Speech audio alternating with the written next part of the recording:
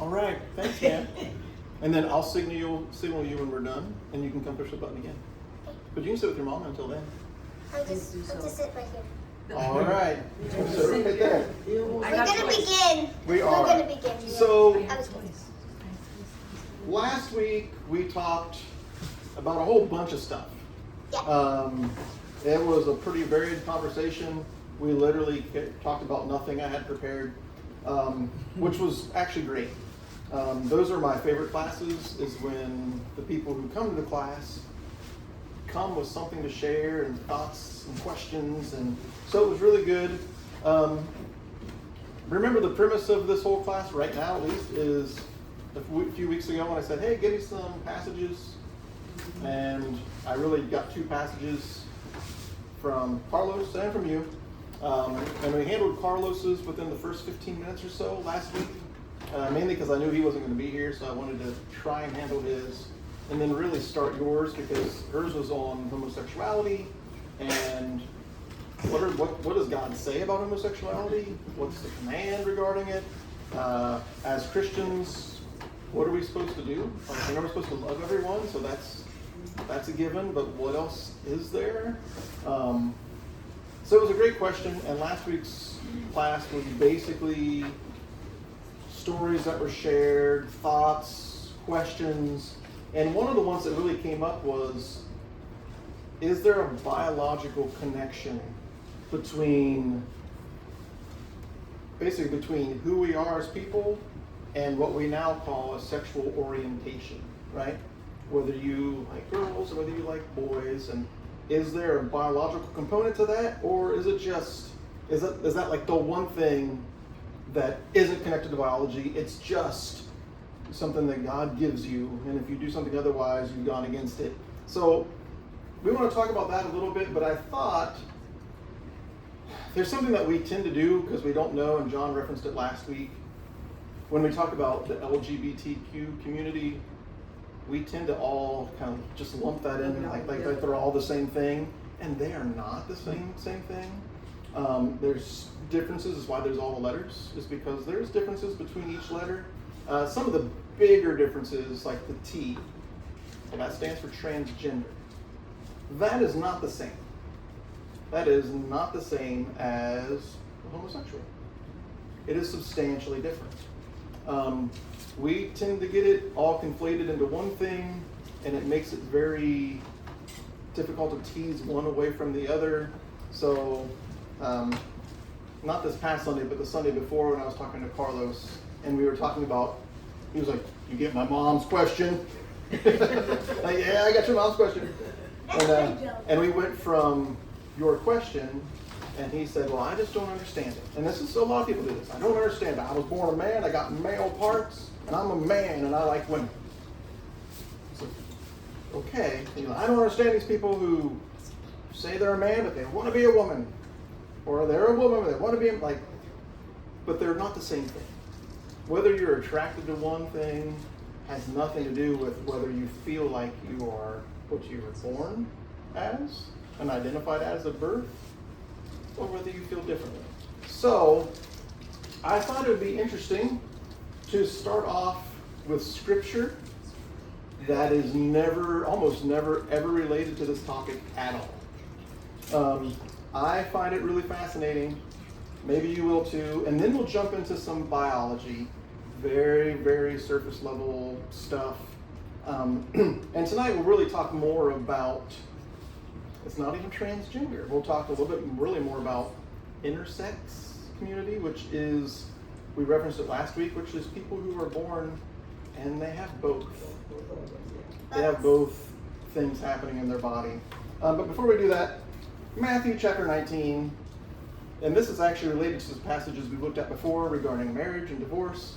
So we'll read it. Some Pharisees came to him, that's Jesus, to test him. They asked, is it lawful for a man to divorce his wife for any and every reason? So that's their question, right? I don't want to spend too much time on these questions because it's all building up to something Jesus says in passing that we just kind of ignore. Haven't you read, he replied, that at the beginning the Creator made them male and female?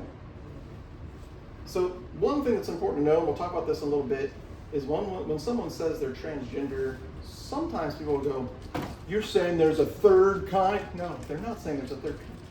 It is not a third kind. They're saying they look like one, but they are the other. Or if they're intersex, say, no, I'm not saying I'm some third option. No, I'm stuck in between the two options.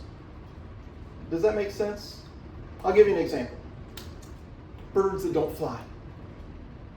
Penguins. Are they a land animal or are they a bird? Bird. Yep, they're a flightless bird. They are a land animal bird, right? Frogs or amphibious creatures. And in the beginning, God created the land animals, and He created the animals that live in the water. He never, ever created in Genesis 1 an amphibious creature. It's not there. Are there amphibious creatures? There sure are. So we're talking about something that's like, not something that's other than, but something that is both. Right? A bird that lives on land, an animal that lives in the water and on the land. There are fish that don't swim. There are fish that walk. All sorts of stuff, right? We're talking about not something other than, but something that's both. That's what intersex is. It's not, when you read, you're like, oh, they're trying to come up with all these new things. They're really not. They're just saying, I've got both. Does that make sense? So when you read this, you're like, well, there it is, male and female. No one's disagreeing with this. Even the community that you're like, what are they? They're not disagreeing with this. They're not saying male, female, and, no, they're male and female. Some people are both, right? Let me go back. Made them male and female, and said, for this reason a man will leave his father and mother and be united to his wife, and the two will become one flesh. So Jesus is obviously referencing back to Genesis, referencing back to the creation story. Male and female He made them, and the two become one flesh when they come together. So they're no longer two, but one. Therefore, what God has joined together, let no one separate. So remember, their question isn't about gender anomalies, right? They're not talking about gender anomalies. They're talking about marriage. And they're talking about something we talked about a few weeks ago, which is, can't we just divorce our wives for whatever reason we want? Isn't that cool? And Jesus goes back and says, well, you remember all the things that God did to make you one with your wife? You're not supposed to try and separate that. That's supposed to be holy. That's supposed to be sacred. That's a bond that God has joined together. And you guys just want to willy-nilly break that bond for whatever reason, which was their question. Can we just do it for whatever reason? No, right? Not just whatever reason. So they come back and they say, why then, they ask, did Moses command that a man give his wife a certificate of divorce and send her away? Here's a question. Did Moses command that they give their wives a certificate of divorce and send them away? This is a tricky question. Does Moses say that if you divorce your wife, you're to give them a certificate of divorce and send them away?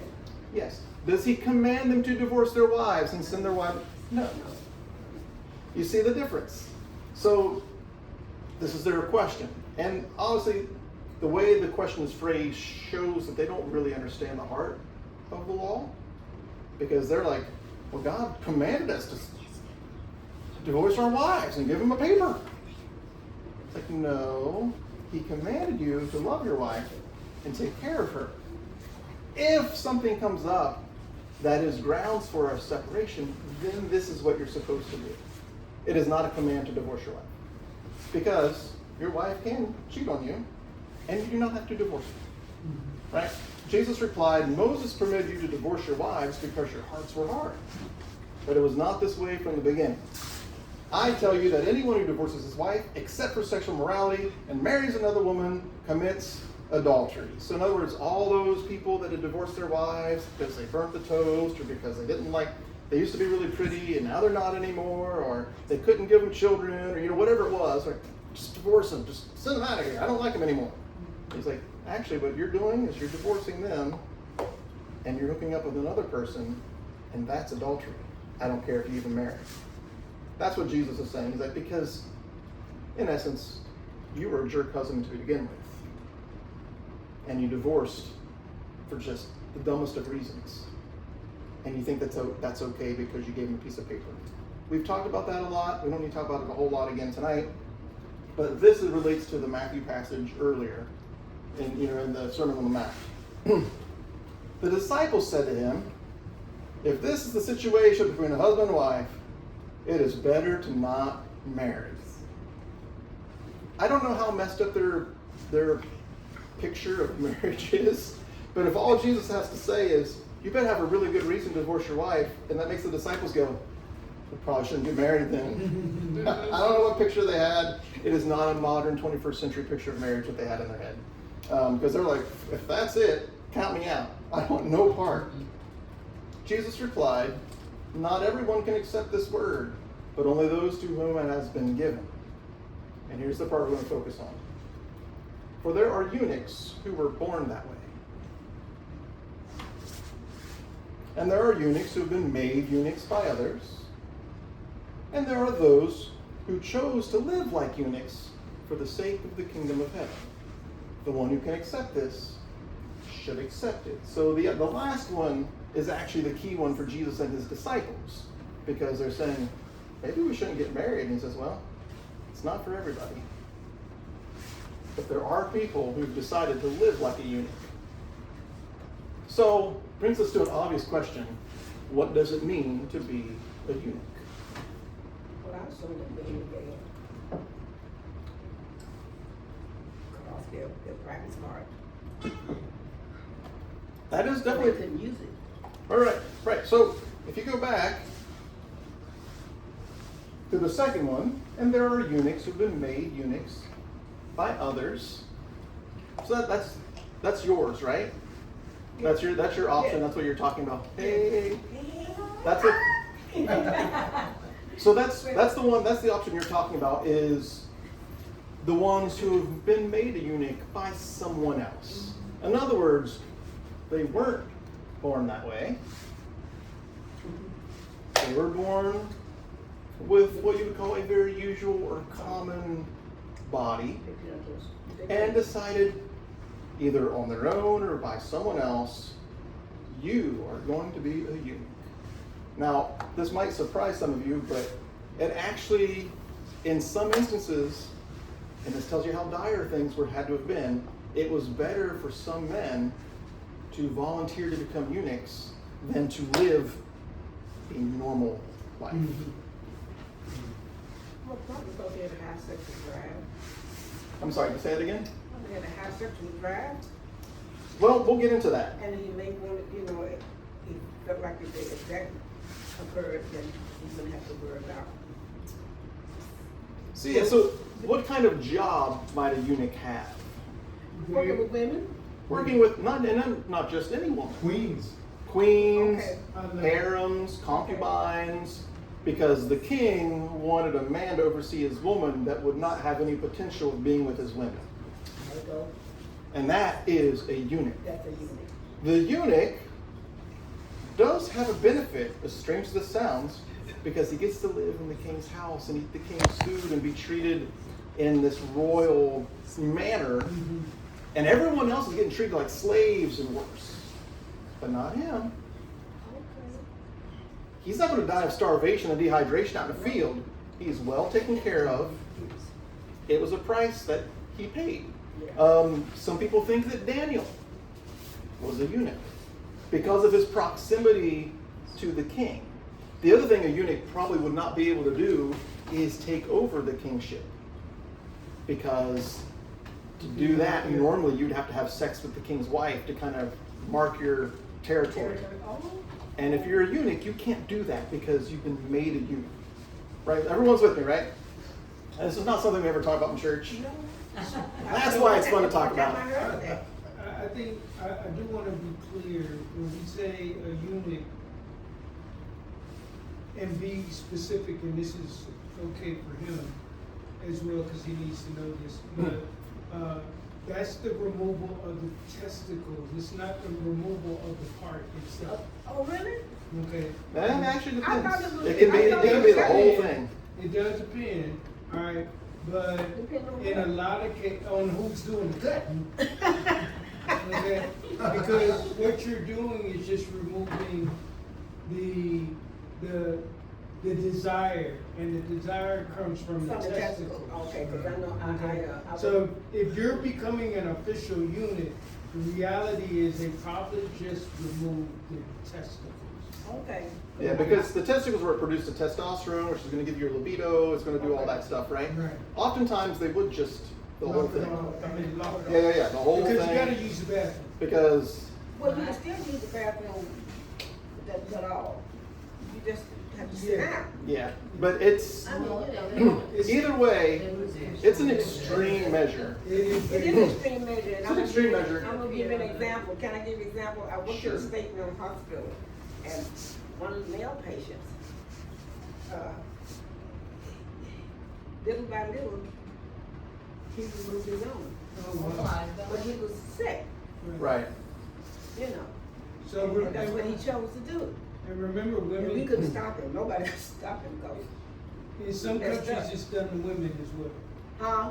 In some countries, it's done to women as well. How you make a woman Well, unique? it's It's Tell me how you. it's almost like a circumcision for women, yes, where it's a removal of the clitoris. right. The clitoris? The clitoris, which is the erectile Okay. portion of the female body part. Okay. I told you we're getting into biology. This isn't medical right now. It's just biology. Trust me, before I took these classes, I would not have had any comfort level at all with these topics. Well, I'm not embarrassed about it. I've got, you know, because I've worked in the medical field, so Yeah. I know a So little bit. yeah. So, but in ancient cultures, and even today, in some tribal cultures and other places, this is still done. It's been, I think, World Health Organization, some other people have declared it like an atrocity or whatever, not to be done, but people still do it. So it does happen to women. In the ancient world, it was really something that would happen to men. Men, yeah. This is not my notes, but just a side fact. We'll get to it in a little bit. Remember to ask me, how did the Romans treat eunuchs? Just remember to ask me that. Okay. Okay. So in the movie, if you seen the show in Rome, you seen that show? I have not. Yeah, okay. Okay. There was a eunuch in that show. Yeah. So it says, what does it mean to be a eunuch? And this is what you're trying to explain. Right. What it means to be a eunuch is to mean that you've had some or all of your genitalia removed. Genitalia, okay. Got it. If you were made a eunuch by someone else. Right. So it's a lot of people say, oh, eunuchs, and they tell you the job that a eunuch does. That's not a eunuch, that's a job a eunuch does. Okay. A eunuch is someone who's had their genitalia removed. Okay, got you. Again, part or all. So it's not, it is a physical attribute, it's not a role.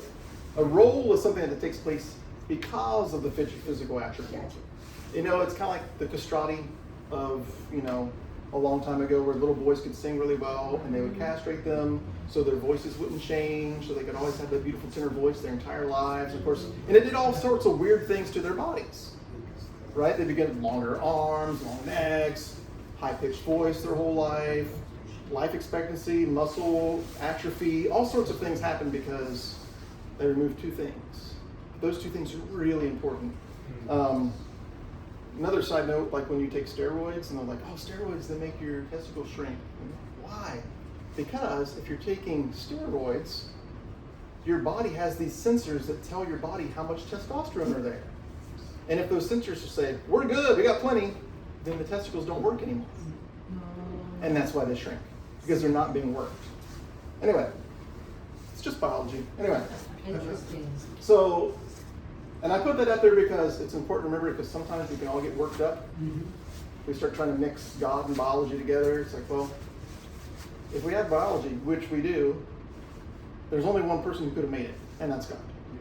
You can't separate God and biology. That'd be like trying, we got gravity, but that wasn't God. Well, then who was it? It had to be God. Another point, it is not, and I already covered this, it is not another sex. It's not another gender. Either the eunuchs are not another gender. An intersex person who has both, which we talked about last week, is not another gender. It's not a third option. It's a mixture of two options, not a third option. Right? They don't have some alien, anatomy. No, it's male, female, but in one body. Another side note, just because this is fun to think about. a long time ago, way before we knew any of this biological stuff, there were ancient Jewish people who had read the story of Adam and Eve and said that Adam at first was a man with both, male and female. And when God took the rib, you have to understand, rib's not a rib. Rib is half of your body. It's the other half. I don't know why we translated rib. That is not what it means. It means the other half. The rib of a temple is the other half of the temple, the side you can't see. So you've got Adam being split in half, male and female, and they come back together and become one flesh. Because they were one flesh before, they got separated, now they're back together in two different bodies, but one flesh. That's not actually in Scripture. Yeah. That's an interpretation. From rabbis. From rabbis. During, I think, like the 1200s or something. I mean, before we knew any of this stuff, there was no scientific reason to try and come up with the idea. They were simply reading the text and saying, what is going on? Another one is when God gave them skins to cover themselves. Another ancient idea was they were skinless humans. They didn't have skin. He didn't cover them with animal skins. He covered them with actual skin. Another interpretation. I'm not saying it's right. I'm not saying it's wrong. I'm just throwing it out there just so you can see. If you start going through Genesis, you're like, well, wait a minute. Genesis says, people have thought Genesis says a lot of things, right? I'm not saying they're right or wrong. I'm just saying interpretation can be a wild thing that's hard to pin down. Anyway, someone that's transgender, which we haven't talked about yet, someone who is intersex, or someone who is a eunuch, they're not something other than. Right? We're just talking about something that happens in their body, or to their body. That's it. We get all worked up. It's just biology. These are just things that happen. How might one be born a eunuch? So we've kind of talked about, Jesus says, in reference to their question, the disciples, isn't it better not to get married then if this is all this trouble? And he says, well, some people actually do decide to live like a eunuch, which would, in that case, would mean to live a sexless life. And that is also LBGTQIA. And so the A is asexual. Yeah, someone's just not interested in sex. They're not. I mean, you might have a biblical character in mind when you think about someone who was not really interested in sex. Jesus. Paul, yeah. So is that, would you say the majority of or Catholic priests, who the male priests, get the chastity vote from? I can't speak to that. I don't know exactly where the whole chastity idea came from, if they got it specifically from Matthew 19. Yeah. If they didn't get it from there, I'm sure they incorporated it into there. Sure. I don't know where the idea really generated from. But back to this question, how might one be born a eunuch? Interesting question. Do you know how you were born? A boy or a girl? Chromosomes, right? You got sperm here. You got eggs here. Sperm can be an X or a Y. If we're up to eggs, just be X's all the time. And just be girls the whole time. But because of guys, we have X's and Y's. So you could come out a boy. Simple enough, right? And this is something that we know is the sex is determined by the male. This is not something ancient people knew. That's why you read the Old Testament, you read any ancient text actually, and no one ever says, maybe there's something wrong with the guy when they can't have a child, or when they can't have a boy. What king was it? King Charles or King? There was some king that he married like 7 different women because they kept giving birth to girls and he wanted a boy. Oh, yeah. It's like, dude, it's your fault, bro. You got way more X's than you have Y's, and it's your fault. But they didn't know it was his fault. He didn't know it was his fault. They're blaming the women. We still blame the women. But in general, this is kind of like this. This is a very simple diagram of what happens. But there are processes that take place when you were 6 weeks old in the womb, when you were a fetus, that directed your body what direction to go. Because and I don't know if you can, how well you can see this. This is as big as I can make it and still have all the information. At the very top it says bipotential stage. I don't know if that makes sense, but if something is bipotent, it means it has the ability to go one way or another, right? Bi to potent ability. So you have a bipotential stage at 6 weeks where your body could decide to be a boy or a girl. So something Carlos has said, and this is something that I had said when we were talking, is, well, I do know this. We all start out as girls. I don't know if you've ever heard that or not. False. I never heard False. that. I never heard that. We all start out as boys. False. We all start out as both, with the potential to be both. You don't actually start out as both either. That's an exaggeration. You start off with the potential to be both. So what makes you go one direction, or what makes it go, okay, male, or okay, female? That's actually the next slide. This has some information about what parts do what. You guys don't need to know what Wolffian ducts are, Mullerian ducts, and you don't need to know all that stuff. I had to know all that stuff, but you don't need to know all that stuff. So at 10 weeks, you ever wondered why they have to wait a certain period of time in order to determine the sex of a child that's in the womb? It's because previous to 10 weeks, they can't tell you. The process hasn't happened yet. You're still in that bipotential stage. But at 10 weeks, something has happened. Something magical. No, it's just biology, not magic. So if your body decides to become a boy, they have a thing called SRY protein. And that is basically what dictates for this Wolffian duct to become basically the male parts. There's more details to it, but that's all you really need to know. SRY protein makes the parts inside say, we're going the boy route. But since they have both parts, you also have, what they have drawn here as a dotted line, is what once was the girl part. What could have become the girl part, called the Mullerian duct. Something has to happen to make sure that this doesn't develop at the same time as this. So there's a hormone that the body produces when you're 10 weeks old that tells this, just go away. So it degenerates. It's called the anti-Mullerian hormone. And it tells the girl part to just disintegrate and go away. And so it does. And that's how all of us boys became boys. For girls, nothing happens, right? The body just becomes a girl. You don't have the testicles producing SRY proteins. It's telling that none of that really happens. And because there's no testosterone, the boy part just goes away. And the parts that are left become the girl parts. I try to make it as simple as possible. Does that make sense? You guys have any questions? Okay. How many of you guys knew this before 10 minutes ago? Okay. Now with the boy, if it's gonna be a boy, it will let you know. If it's going to be a boy, But with a girl, it don't have to let you know. no. When you're a girl, it just goes the girl route. Because there's no testosterone, this part that would have been a boy isn't ever developed because there's no testosterone or SRY proteins telling it to develop, and so it just goes away. Yeah.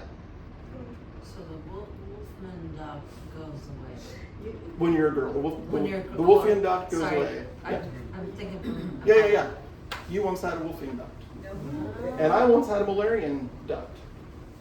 And Then the it went Bible away. said that God made such a wonderful You're fearfully and wonderfully made. David. name. Yeah. Something like that. Isn't that amazing? Yeah, so you've got, and this is just like this very, very simple process that happens all the time. As I'm in class and I learn stuff, I'm like, man, the more I know, the more I'm like, wow, what? I didn't know any of this stuff. But you can see, this is just biology.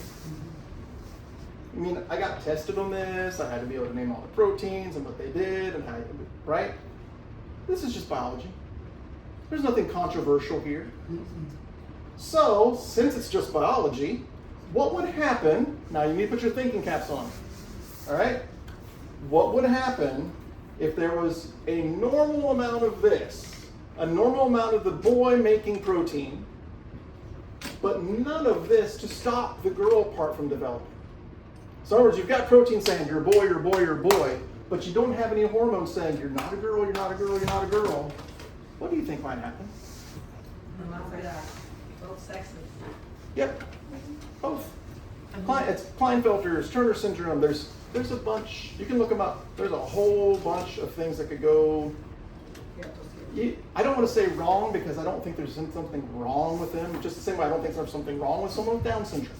Nothing wrong with them. It's just something happened in the process that's not usual. I even want to try to not use the word normal because there's so many negative or positive connotations with that. Just usual, common. It's not. So like Klinefelter's, it's called an XXY chromosome where you're not just XY, you're XXY.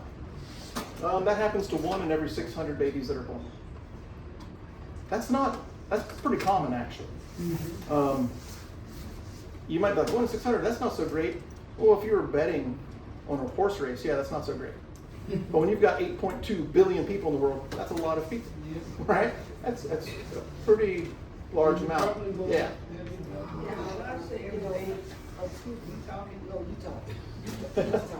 Let Ethel talk. She raised her hand. Welcome back, Ethel. Did God say everything He made was good? Well, leave it alone. Does it make sense? I mean, it makes sense. He's behind the whole process. Part of All right. Yep. So part of what you're referring to, I agree with you. That's why I don't want to say there's something wrong with someone with Down syndrome. There's nothing wrong with them. They didn't do anything wrong, right? Nothing wrong with them. If someone has Klinefelter's or Turner syndrome or some other mixture, because there's 100 different things that can get their wires crossed in the process, and it does happen. And a child is born, and it's a little ambiguous. Or sometimes it's not ambiguous. They're born as a boy. But when they hit puberty, that's when the difference comes out. Because that's when that second maturation process happens, and it's not quite the same as everyone else. And different things happen. They don't develop as much. They have micro things. I don't want to say it. They have micro things. Things go wrong, right? Quote unquote wrong in the process, and things happen. So yeah, if you have someone that's like their body at 10 weeks is like producing SRY proteins and saying you're a boy, but it's not producing any of the hormone to say you're not a girl, you're going to end up being both a boy and a girl. It's just biology.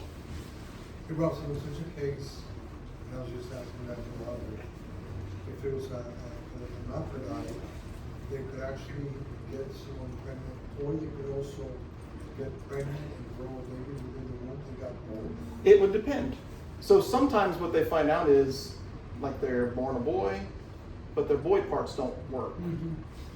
I'll give you an example. There's a TEDx speaker. She was born with female nanoling on the outside. Yes. So for all intents and purposes, when she goes and does a doctoral exam by a doctor, she is assessed as a female. Yeah. But it wasn't until she hit teenage years when her maturation didn't happen, and they wanted to find out why, and it turns out she had, in place of her ovaries and uterus, Yeah. it was gonads and prostate. Yeah, she had testicles on her prostate. So, And that's, if you've ever seen the movie Conclave, you've ever seen that? Conclave? yeah. Conclave, it's where the Pope dies, have to elect a new Pope. Yeah. Watch it. It kind of deals with this, where they come to find out because the gentleman and they have in mind for Pope has some medical conditions unrelated to what we're talking about, and they make a discovery. Mm. And then the question is he allowed to be Pope? Wow. Because he's got this mix. So I think in that one he had ovaries. He presented as male, but he actually had ovaries. There are women who were born, grew up, matured just fine. Nothing anatomically looked out of place. They get married, they want to have children, they can't have children, they do fertility tests, and they say, ooh, you don't have ovaries, you have testicles, where your ovaries should be. And to your point, the only reason you want to change some of that is if it's causing health concerns, right? Like if you get a cancer, you're not going to say, well, don't need to do anything about that, right? No, you're going to fix it. Klinefelters can make your aorta deformed, so your blood doesn't pump properly. You probably want to fix that. If you catch some of these things earlier on when they're younger, you can do hormonal treatments so they have a regular maturation process. Their parts still might not work properly, but at least they won't have a lot of those health concerns that arise from these genetic disorders. So there's all sorts of things that can happen. I have another question. What would happen if there was a little bit of boy proteins telling the body you're a boy, and still none of this? Well, who knows, right? I don't know. That's why there's so many different disorders. Probably what would happen is the baby would present as male, but everything would be extremely small and maybe wildly underdeveloped and not able to function at all. And undetectable in some cases. Sometimes until some health concerns manifest. Yeah, a lot of times people are born with some of these and they literally have no idea. They don't know. However, they are impacted emotionally and psychologically because their body is telling them or not telling them, or they're not feeling what their peers are feeling, right? Right. So you might be wondering, what does any of this have to do with homosexuality? Well, so far, nothing. Right? Not directly. Not directly. But what I'm trying to get you to see is there are biological connections to things that we lump into, we kind of conflate into one thing. There are biological connections. And that's fine. There are biological connections to all sorts of things that happen in life. It's connected to how we become male or female. Right? The normal process produces a boy that's unambiguous or a girl that's unambiguous, right? They clearly, we would call that cisgender. You are what they said you were when you were born. Right? And for most people, that's exactly how it is. You are what they said you were when you were born. But there are things that happen to you when you hit puberty and you start to be that second phase of becoming a man or becoming a woman. And sometimes those genetic anomalies don't present until you hit puberty. And then the child begins to feel all sorts of weird ways because their biology is just, sometimes they've got two things in their body happening at once. You may not know this, but I produce estrogen. I do. Every man produces estrogen. Every woman produces testosterone. I produce follicle-stimulating hormone. For me, that's what makes sperm. For women, that's what makes an egg, basically. We all have the same hormones in our bodies. Men typically have way more testosterone. Women typically have way more estrogen. But we all have it. I make estrogen. I don't want to, but I do, right? No, I do, right? We all do. We all do. There are all sorts of things that are related to this. Some of them are just, I'm going to bring this one up just because it's funny and it's not controversial at all. Bald head. One of the hormones that happens at puberty, it's what causes the hair on your body to grow. It also causes the hair on the top of your head to fall out. It's dihydrogen testosterone, DHT. Dihydrogen testosterone, it's what made me bald, and I hate it. Me too. It's Well, what, not really. it's what made my back hairy, and I don't like it. But you may have noticed a lot of men that are bald sometimes have a lot of body hair. Yes. Yeah. And you're like, how did you end up with so much body hair, but no hair on top of your head? Well, because I drew this on here, just so you can see it. So you got a cell, let's just say this is a hair follicle. It could be anything. This is how all your cells work, not just hair follicles. Everything in your body works this way. There's a hormone that's like a key. And the hair on the top of my head, this key opens that door and the hair falls out. It's called a receptor. Right? So you have a hormone, goes into a receptor, it opens the door, my hair falls out. That same hormone goes to a receptor on my back and says, opens the door and says, grow like crazy. It's the same hormone, but it has different things that it does depending on where it is located in your body. So imagine, I'm going to move this over this way. Sorry, this class is going to go a little longer, but I think it's somewhat interesting. At least I hope it is. Imagine if your average boy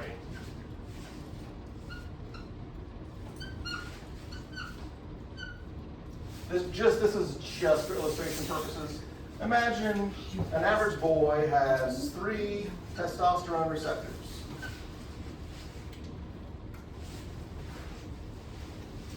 But imagine another boy was born and only has 1. What might happen to them at puberty? Imagine, putting my other color around here for fun, because this is fun. Imagine your average boy, and I say imagine because this isn't true. Like mathematically, the concept is absolutely true. Mm-hmm. My math is not true. I'm just making up numbers as I go. Imagine every boy, for every 3 testosterone, they only have 1 estrogen receptor. Mm. Boys are producing estrogen. We need estrogen. We need it.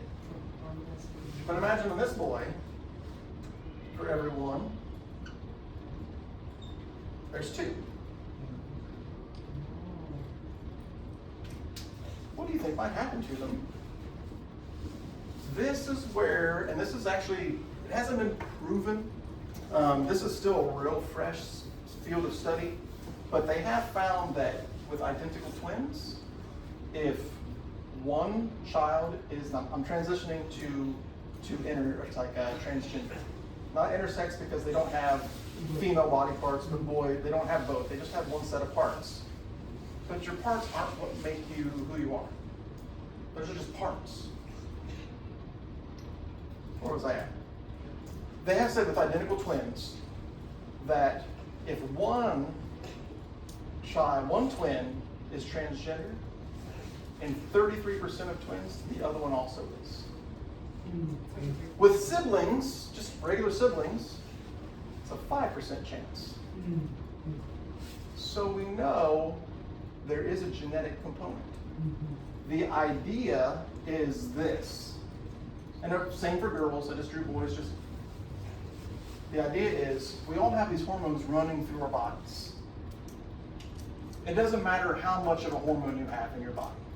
What matters is how many receptors can receive it. Right? If you go to open up the front door of the church, you only need 1 key. You go, I have 1,000 church keys. So what? You just 1 key. Well, 1 key opens the door. I don't need 1,000 keys. You can have 1,000 testosterones running through here, or 1,000 estrogens, but if this is the only place it can land and actually do anything, it doesn't matter how much you have. Same for here. You can have, whatever, let's just say a gallon. No one has this amount. A gallon of estrogen running through this boy's body. Doesn't matter. If he only has a few places for it to land and do something, it doesn't matter how much he has. So this is something I learned in physiology is I always thought of hormones and things like that, or like dopamine, or like that's the thing that makes you happy. No, it's not. It's the thing that opens the door. The hormone is a key to a locked door. It's a key that opens a door so a process can take place. That's what a hormone is. That's why I don't have any hair. It opened a locked door on top of my head, and all my hair fell out. These things happen if you're a boy and you present as boy, but you have all these receptors throughout your body that are responding to estrogen in your brain, in your skin. You're probably not going to feel like every other boy. Does this refer to turning gray? Nah, that's something else. Turn like gray hair? Yeah, because I've got a nephew that started turning gray. I think he was 29. Yeah, I And think he that's, he's completely white now, and he's about 35. well, like Steve Martin. Actually, I'm not exactly sure what the process is for Okay. gray hair Okay, and what I the don't relation know if is. they had any- I don't think there's a hormone that makes you go gray. It's probably a lack of something, or just age and cellular degeneration, and But just you know, not being able some to. people start so early, he started such an early age. Yeah. It is probably some form of genetic. Genetic, Yeah, there. Okay. That's the thing. okay. Almost, and I say almost, because this isn't always true, Yeah. almost everything has a biological component. Mhm. Actually, I'll take that back. Everything has a biological component, but some biology is influenced by environment, is influenced by other things on the outside, chemicals, The exposures, mother or mother. could be, I mean, think about mothers who are taking drugs while they're, that affects the baby's Yeah. biology. Alright, so, those things are important. I'm interested to hear what y'all say happens to this boy. What's he's that? talking about. Oh. Transgender. Oh, he's This, like to have one. so they believe that this, and again, this is a fresh field of study. Mm. No one's nailed it down. Mm. And you guys know me, I'm in undergraduate, first and second year science courses. I am by no means an expert, but I'm fascinated by it. Mm. The thought is, this is what's going on with transgender people. It doesn't necessarily have to even be a transgender person.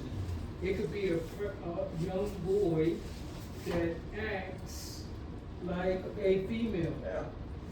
Or like a grown up, it's like, oh, she's a tomboy. Right? Or And a we would male, a female who has, who's very, Behavior or whatever has a little bit. And so there are all these processes that happen. And the real question I want to ask is, because this is even a fresher field of study, if hormones and receptors and biology has so much influence in all this stuff, don't you think it's going to have an influence over your sexual orientation? Whether you like girls or you like boys. And as we talked about last week, a lot of this, and I'll move back this way, a lot of this has a biological connection. Per our conversation last week, we didn't decide to be heterosexual. I did not wake up one day and say, you know what? I've observed all the options before me, I've laid them all on the table, and I've decided I'm heterosexual. No, I've just always liked girls. I just always have. I think I shared last week, one of my first memories is of a girl named Janice Rossiter. She passed away of cancer when I was little. Probably a cancer they have a cure for right now. It's probably some form of leukemia that they can take care of with, bone marrow transplant. That didn't really exist 43 years ago. So I was like 5. And I loved this girl. But I've just always been that way. We didn't decide to be men. At no point in the process did you say, all right, fetus, here's what we're going to do. We're going to produce some SRY proteins, put that anti-Müllerian hormone out there. I'm going to be a boy. Like, no, it just happened. It just happened. I didn't decide to be bald. It just happened. I didn't decide to be born with common genitalia. Just like the person who has both didn't decide to have both. These are not decisions we make. And I know a lot of people will probably want to argue with me, they'll say, yeah, it's true for everything except for your sexual orientation. If you've ever known someone who was gay, then you know they didn't decide to be. I remember my friend Troy I brought up last week. He's probably going to watch this. I told him I was going to record it. It's like, people have already asked me to record it. I talked to him for an hour and a half last night. Mm-hmm. And he's like, I would love to listen to this class when you're done. He did everything he could possibly do to not be gay. Right? I mean, especially when I was younger, there weren't a lot of places for gay people to go and be gay. It was not an acceptable lifestyle, and you were shunned and rejected, especially if you're going to a Christian college or university like I was. that was ultra conservative, there's no place for you in those locales. And he desperately wanted to be a really good Christian. I mean, And, of course he did. and then Walker, I say they, so I'm saying people Mhm. are uncomfortable when you call it a lifestyle, right? Because it's something they did not choose, right? We have some control over our lifestyle. In many, many cases, people who are attracted to the same sex, to them, it's not an option. It's not like, oh, I choose this. Yeah. Because society is gonna make it very difficult. Who wants to live in that condition? Yeah. And so, hopefully this all makes sense. Hopefully you found the biology interesting. I found my class physiology endlessly fascinating. I just loved that class. It was like a whole new world opened up for me. I was like, wow, this is crazy. And we didn't even really spend a lot of time on this. But it was something that stuck out to me. I was like, I'm going to research that because I'm a nerd. And that's what I do. Right? So I'm like reading medical documents and scientific paper. I'm like, this is, and I only understood like half of it if I was lucky. But I'm like, this is really, really fascinating stuff. But we get really worked up. And don't even get me started with women's role in the church with this. It's just biology, right? You go back to this slide. So it's like, so you're telling me that because of anti-Mullerian hormones and SRY proteins, that's why men lead the church and women can't. It doesn't make any sense to me. But I understand there's a lot of tradition, a lot of things built up around it, and I get that. But I only get it because I grew up with it, not because it actually makes sense. Anyway, so hopefully this kind of helps us see things in a new perspective and a new light. I hope it makes sense. Next week, because part of Nancy's question was, well, I know we're supposed to love homosexuals. So I spent a lot of time today talking about everything but homosexuality. But I wanted us to be able to tease out those differences between a sexual orientation and someone who is transgender and someone who is has both, has some sort of genetic intersex. Because it's important to be able to tease those things apart from one another because they're not the same thing. We kind of wrap them up as the same thing. It's like, well, if you're a girl, then why do you want to change yourself into a boy and then marry a girl? Like we get those weird thoughts in our heads. It's like, because they're not the same thing, that's why. Right? She was born, or the person was born with female genitalia, always felt like they were a boy, but have also always been attracted to girls. Not a lesbian. Right? That's not a lesbian. That's someone who's got two different things happening. Are they related biologically? Probably. There's probably some sort of correlation or relationship there, but they're not the same thing. Yeah. The term gay, is that just another term of saying homosexual or something? I think it's kind of like an umbrella term that kind of covers both men and women. But typically used for males. Huh? It is an umbrella term, but because we have the term lesbian now, gay is is used typically for the guy. primarily for men. So you have So- LG, Oh, that long little thing? yeah, LGBTQIA+ now, so. Yeah, so if you got, B, C, D, Q. I don't know if you can see the What word about the here. lesbians? Is that the same thing? A lesbian can only be a female. I know it's different. What's that? The lesbians. Right, so- Lesbian is only a female. I know that. Yeah, They're both that's all. They're both homosexual. They're both attracted to the same Right. sex. It's women who are I trying- know that. okay. But I'm saying the word.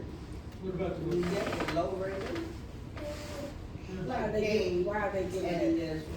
lesbian. It's to be able to differentiate Differentiate. between a woman who is gay and a man who is gay. So we call the women who are gay lesbians, we call the men who are gay gays. It goes back to, if you, I'll tell you after the whole story about the mythos of Sappho's. It's a whole mythology based on a Greek lore. I'll tell you later. So there's like an interesting history probably behind why they chose that word.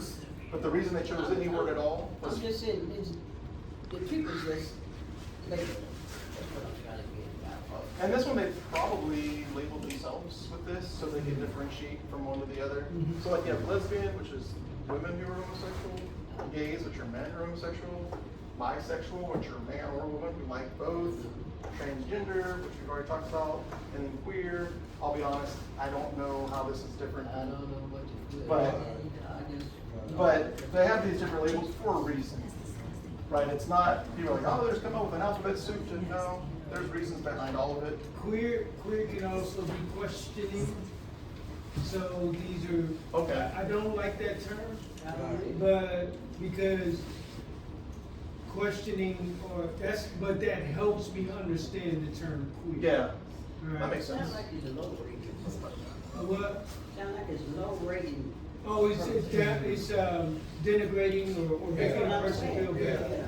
Right. Yeah, No, yeah. None of they- these are meant to make anyone No. feel bad. Word queer? No. Back in the day, yes. Well, I will tell you, yeah. Depending on when you grew up, which we know when you guys grew up, it was not something you would say as a compliment. No. It was definitely derogatory. Not so much anymore. Yeah. Not so much anymore. But it's like anything else, it depends on how you say it. Yeah, that's true. Right? If you're like, oh, I have a friend, she's queer. Or, I have a, or if you're like, queer, then it's totally different. Same word, but you mean it in totally different ways. Just like you cannot use the F word. So funny story, when I was probably 8, I had never even heard the word homosexual before, never heard of it. And a kid on my school bus, a high schooler, came up to me and he sat behind me and said, "Hey, are you homosexual?" And I had no idea what he even meant. I thought he said homeless something. I didn't know what the last part was. He goes, "Are you homeless something?" I'm like, I don't know what he's asking me, but I'm not homeless. So I'm like, "No, I'm not." And he's like, "Huh." He was hoping I would say yes so he could like pick on me. But I had no idea what he meant. I didn't know what the word meant. Never heard it before. Anyway, it's just a funny story. I'm just observing the whole thing, and going back to last week, in that Jesus said that in the afterlife there will neither marry nor be given in marriage, for all will be alive by the angels of heaven. And I've been contemplating how God looks at the heart. Jesus will look at the heart.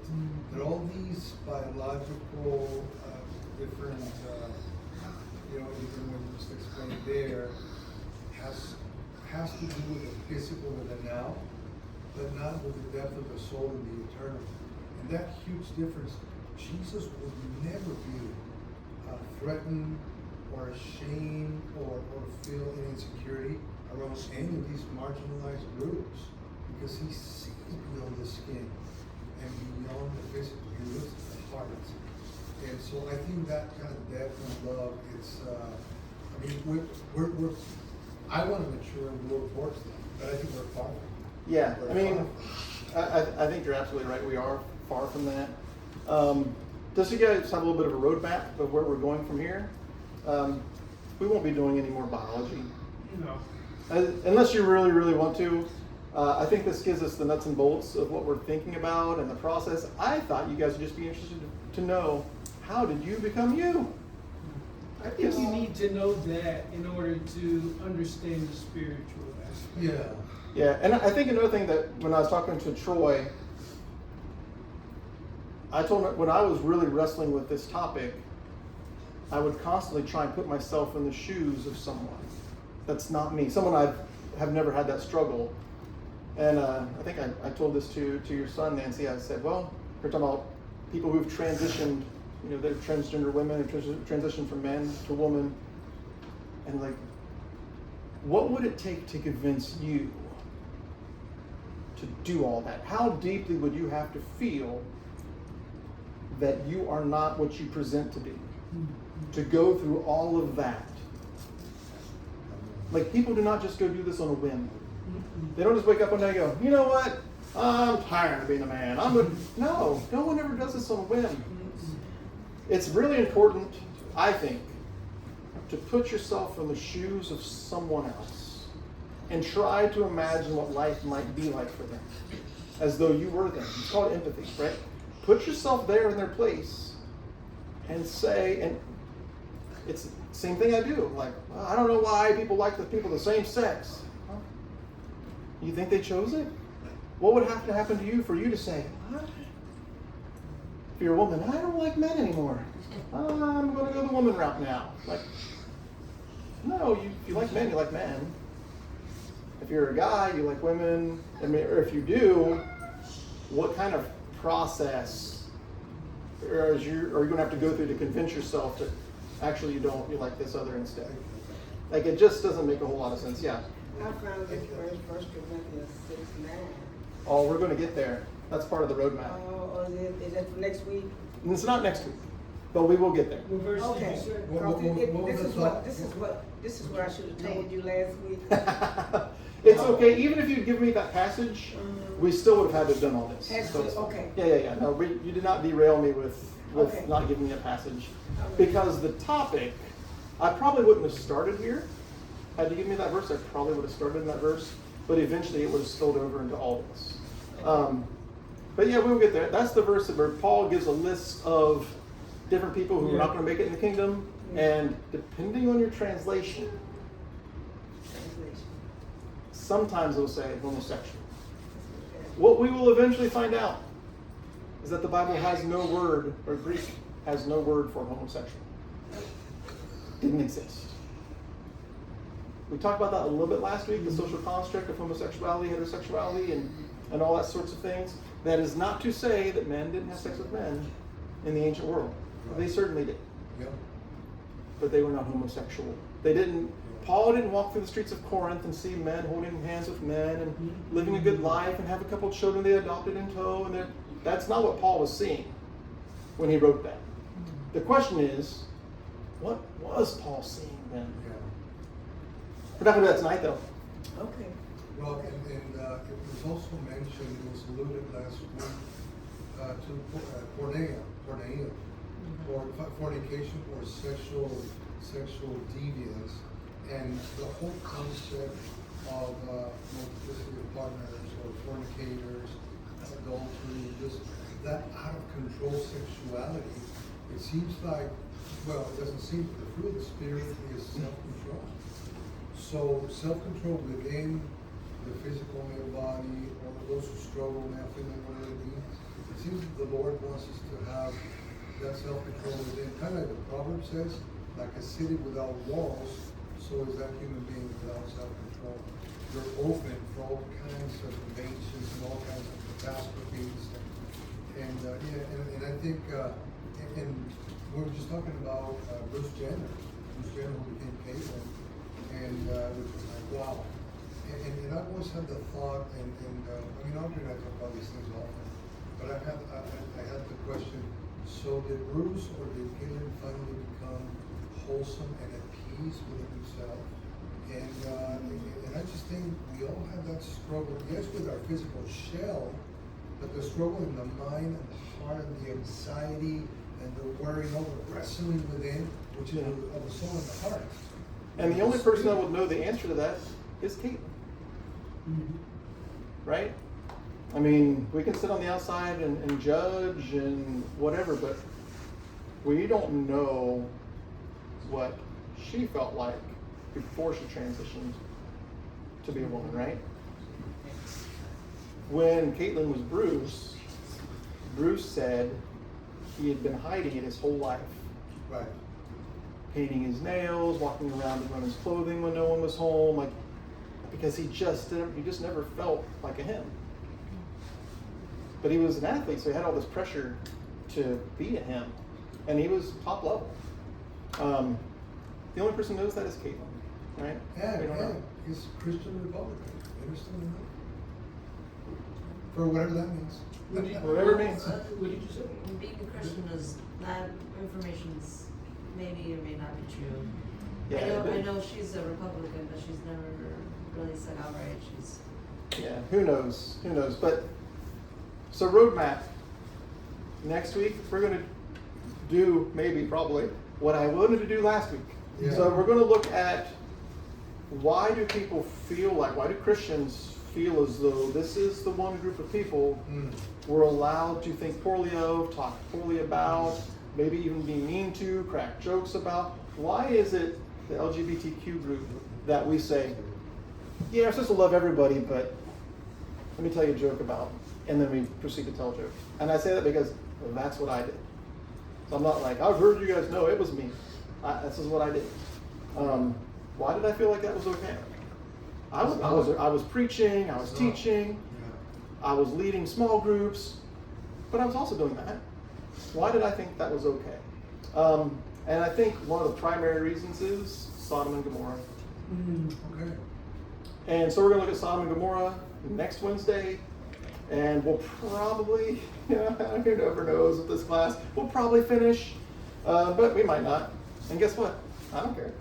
Right? Rob, and if I may just keep on encouraging the topic, how it affects within the church, outside of the church, because I have no struggle or issue against that group, and I do not condemn, I do not make jokes of them. I mean, my mom, after I was 25 years old, came out of the closet, and she enrolled a book, Barriers to Love, Embracing Your Bisexuality. It's like, what? But she's a therapist and what have you. But I love my mom. But what I want to say is the other aspect about the militancy and the going strong after little boys and girls, and that's a sensitive topic there. But the militancy and the one beyond, it's just that whole radicalization of militancy is just like, oof. That one, when you say, yeah. I mean, and I think it's, I'm assuming you're referring to kind of how this group might try to push that agenda. Is that kind of what you're referring to? One is, I would say, most people that find themselves in that group are not interested in the agenda portion. What they really want is just people to treat them normally. Right, I agree. The problem is, when you're not being treated normally, there is going to be a certain portion or percentage of that group that's going to react to that unfairness or that injustice, and they are going to push. It feels like maybe to some that they're pushing an agenda and they should just let it be. But if you're not allowed to go visit them in the hospital, you're not allowed to adopt children, you're not allowed to, then of course there's going to be resistance to that. And I think some of what we see is what we would call pushing too hard. Like, oh, they're going to do a parade. Well, if heterosexuals comprise 10% of the community, we would probably throw a parade to say, hey, we're here and we matter. We probably would. Again, I try to put myself in the shoes of the people that I don't understand. So are you saying that group is marginalized? Okay, so would you consider the civil rights movement to be militant? Because I would consider a group pushing for justice. it's militant? No, not militant. Oh. I would just consider them zealous and focused on the cause. Yeah. Civil rights. And Because that's all they want, our Yeah. rights. I get that. Yeah.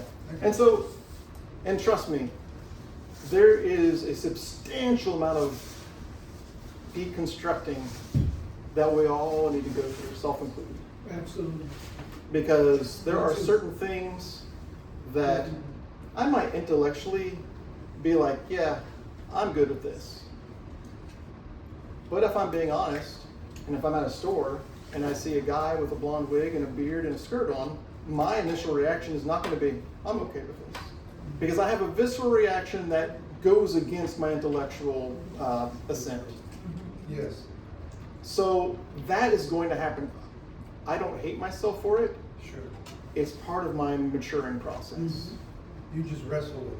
I wrestle with it and come to terms with the fact that I'm not him or her, because I didn't talk to them. I don't know where they would call themselves in that process, but I'm not that person. I don't know what they're going through. I certainly, and just to make an observation, I so condemn like the Middle Eastern practices of Islam and how they hang these type of individuals or gays in public plazas and murder them, and that's so horrific. It's so condemnable. It's so wrong. Yeah, and just to be clear, Christianity's history is not any better, Exactly. right? I mean, sometimes I feel like I say things, I'm like, did I go too far? I mean, you talk about the Crusades. No, I'm talking about the lynching of blacks. The which one? The lynching of blacks. Wrong. Yeah, You gotta They- think about this, in the South, Everybody got their face in the. there are not many churches like this in the South. There's still a white and a black congregation. So sad. Right. So sad. And so- So right. and so here's, and to John's point, part of what's kind of driving this is we need to change our mindset about, because there were and are people today who will look back on the civil rights movement or current day activities in the pursuit of civil rights for African Americans, and they'll say, why can't they just drop it? Why do they just keep pushing this all the time? You've got your, it still happens. But we don't call them militant. And I think this is what John's getting at. And I don't mean to pick on you at all, Art. I love you, and I know what you're saying. But that's part of that emotional reaction Sure. that we have to kind of be like, we have to sense it and go, this is how I used to think. This is coming from somewhere other than my brain. I need to learn how to filter that and process it to the point where it happens less and less. Yeah. You in the back. There's two subjects that I would like you to talk Ooh. about. Maybe in 3 years. Write it down. All right, don't let me forget. Don't worry. What is it? Ready? I'm ready. Reverend. What is it? Reverend. Reverend. Reverend. R-E-V-E-R. Like the term reverend? Yes. Yeah. I thought about having people call me that. Bible said, behold, that reverend is his name. Talking about God, right? And so, Okay. The next one is, Okay. remember when Cain and Abel, well, Cain fell out with Abel, right? And he killed him? Mm-hmm. Okay. And God threw it, I'm gonna say throw out. I'm just using it. Okay. Kicked them out. Yeah, kicked him out. Are you going to ask where all the cities come from? Huh? Are you going to ask where all the cities came from, full of people? Yeah. Well, there you go. Where them people come from? Cities full of people, or like where? Where nobody but Adam and Eve, where they come from? Yeah, it's the same question. Where did Cain get his wife? Yeah. Yeah, we can do those. Okay, you good. Yeah. Now, Rob, you got to finish this now. You can lay on down. You can do All that. Hey, you can do that this summer. This summer. Summer's Coming at over. you, summer 2026. I just want to say I'm glad that you're covering this, because we need to learn to love every person. And growing up in the church, even with the reverend term, Yes. I can tell that's a Church of Christ question, right?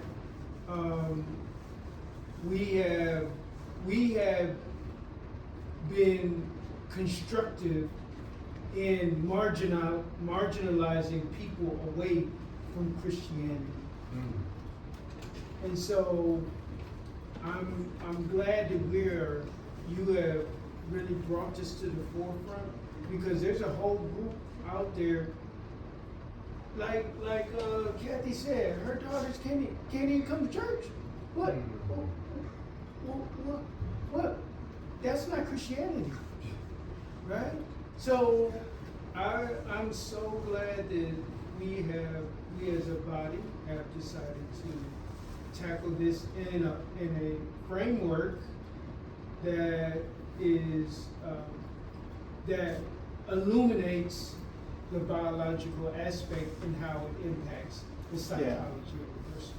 And part of my sadness is the fact that there's, 65 people that go to church, and we have 7 people here. Roughly 9-10% of the congregation is actually here. So that's not very many people to be talking about this topic Right. in a congregation. Yeah. Because you might come out of here and would I love it if you all agreed with me at the end of this? Sure, I would. Will I be upset if those people are like, no, I just don't see what you're saying?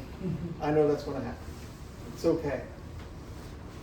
But it's going to be difficult if, as a group of 7 or 10 or 12, we're all going down this path and everyone else is not here to be a part of the discussion, to ask the questions, to voice opinions. It's why I like classes so much more than sermons, but people don't want to show up for the classes. They only want to show up for the sermon, and it doesn't make any sense to me. It's shallow. I don't want to judge. Yeah. I don't want to judge, but they're missing out on so Yes. much. Yes. They're missing out on so much. Yeah. And I know people have a gazillion reasons they can't make it through the week. That's why I don't want to pass judgment, but it does cause me a certain amount of sadness because I can't do this in a sermon. No. Right. I can't. Hey, Robin, I would want to bring these words of encouragement because Jesus told even his 12 apostles, I have many things to say to you, but you're not able to bear them yet. So may he give us the wisdom to grow in depth and in deep understanding in all these social, real human being issues in light of what happens here Sunday, which is just a couple hours. I mean, it's just what happens the rest of the 160 hours throughout the week. That's where we mingle with all the different groups. That's where our light shines. That's where we need to be accepting and have impact. And again, I go back towards the love of God. Because again, I mean, how much, since I became a Christian when I was 20 years old, I've been praying for my mom, begging for my mom's soul. I would love to see my mom make it to heaven, but she's resistant. I mean, as of today.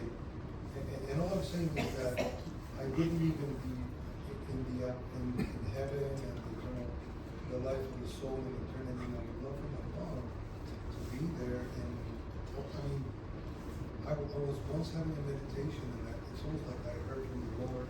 I didn't hear his voice, I'm not saying that, but almost as if I heard from him. Arturo, if Jesus' mom would have been lesbian, would have been gay, Jesus would have still died for her. He would have loved her till the end. And now I know that's my charge. Yeah. For my mom. I think the best thing, the best lesson we can give to people who are not part of the Church of Christ is to love them. Yeah. Period. End of discussion. Mm-hmm. And, you know, God will take care of the rest.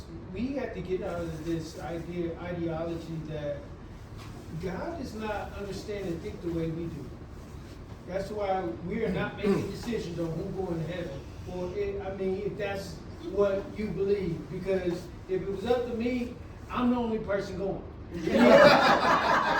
Me and everybody I like. Right? So, but what I'm saying is, we can't even wrap our heads around the ideal of time, let alone who going to heaven and who going to hell.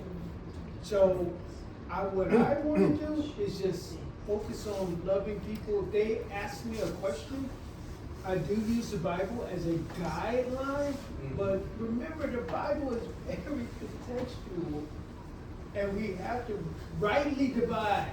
Yes. And a lot of times we divide it incorrectly, which is discouraging to a lot of. Yeah. All right, so it's 7:30. I know everyone's got to get out of here. Roadmap. We're going to do Sodom and Gomorrah next week. Then we're going to handle some of those New Testament passages that mention, or has at least sometimes the word gets translated as homosexual. We're going to talk about the context. Remember I mentioned in passing, what was Paul seeing? What was Paul not seeing? That was kind of driving him to put whatever that word is. It's just one word in Greek. put that into the text, is what he was seeing the same thing that we're seeing? And we're going to kind of look through some of that. I don't know. JT, you want to hit the record button, turn that off for me, bud?